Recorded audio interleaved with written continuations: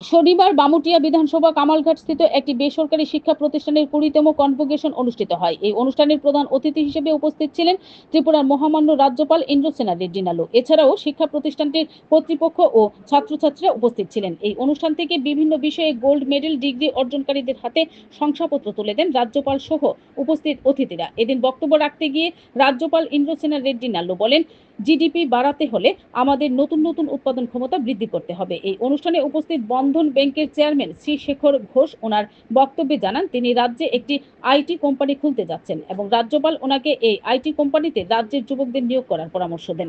Bureau report, BTV Tripura news. Specialist करे सो बहुत लोग होंगे, मगर जीडीपी ज़्यादा होना है तो नया नया प्रोडक्ट्स अपन क्रिएट करना है, उत्पादन करना है।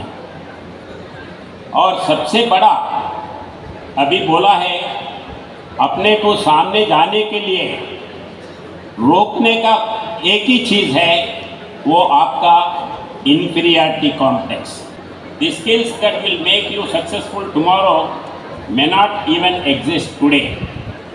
Therefore, your degree is not an end point, but a launching pad for continuous learning. Embrace every day as a new opportunity to grow, to adapt, and to reinvent yourself.